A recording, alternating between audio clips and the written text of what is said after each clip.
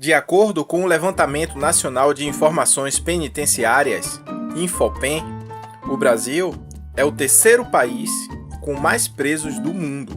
E entre esses presos, temos 2 ex-presidentes da República. Será que teremos mais? E quem será? Embarque nessa jornada com Crestomatia e se permita olhar além dos olhos. Vamos te mostrar 7 ex-presidentes da América Latina e Central que foram presos por corrupção. Se inscreva no canal, ative o sininho, deixe o seu like e compartilhe nossos vídeos.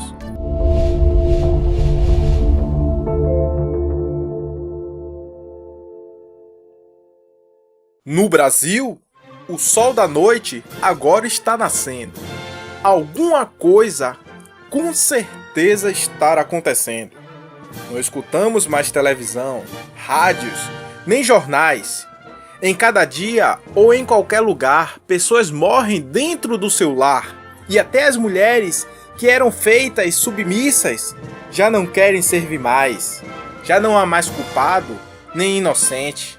Cada pessoa ou coisa é indiferente. E a barbárie nas escolas aparece para matar ou morrer, indo ao para-inferno buscar o seu viver. Querer o meu não é roubar o seu, pois os políticos dizem que o que fazem é em função de eu.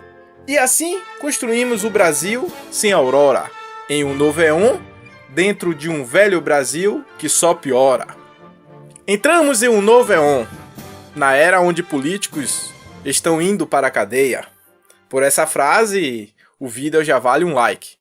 Portanto, começamos com o primeiro ilustríssimo ex-presidente do Brasil, Luiz Inácio Lula da Silva.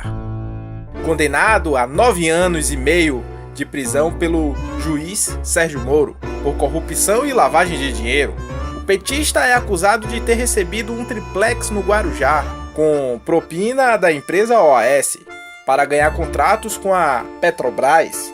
O fato é inédito na história brasileira.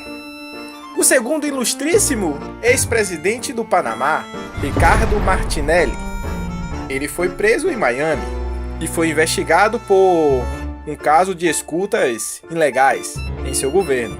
E um juiz federal dos Estados Unidos decidiu não conceder liberdade sobre fiança ao ex-presidente panamenho para evitar que ele fugisse enquanto avaliava seu pedido de extradição. O terceiro ilustríssimo é o ex-presidente de Honduras, Rafael Calejas.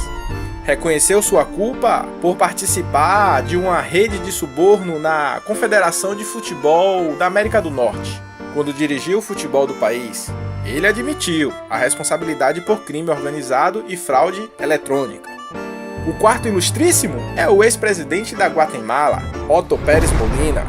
A Procuradoria do país condenou o presidente por roubar e administrar cerca de 38 milhões dos cofres públicos. Ele é acusado de associação ilícita, corrupção passiva e fraude aduaneira.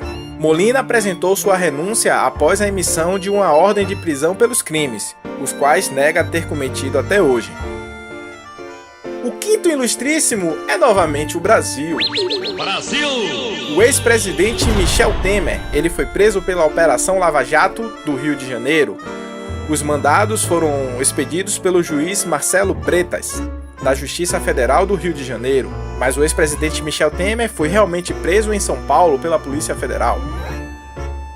O sexto ilustríssimo é o ex-presidente Francisco Flores, presidente do El Salvador, que morreu em janeiro de 2016. Ele foi julgado por peculato, lavagem de dinheiro e enriquecimento ilícito. Ele teria guardado doações do governo de Taiwan, cerca de 15 bilhões, destinados a projetos de luta contra a pobreza. O sétimo ilustríssimo é o ex-presidente do Peru, Ollanta Humala, e sua mulher, Nadine Heredia.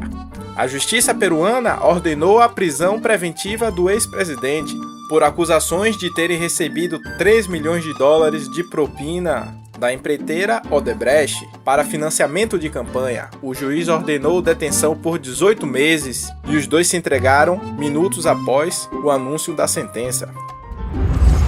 Portanto, mostramos os ex-presidentes presos por corrupção.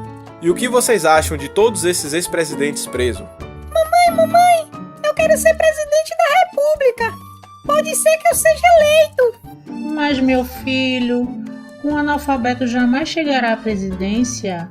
Mas, mamãe, eu vou ganhar a eleição. Então, meu filho, cuidado.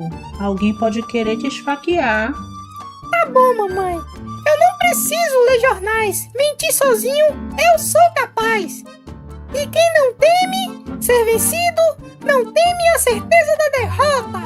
E termina o vídeo com alguns questionamentos. Quais as vantagens e desvantagens de um país levar um ex-presidente para a cadeia? E no caso do Brasil, já são 2. Mas lembre, é muito mais fácil achar que a culpa é do outro. Afinal, quem coloca o presidente lá é o povo.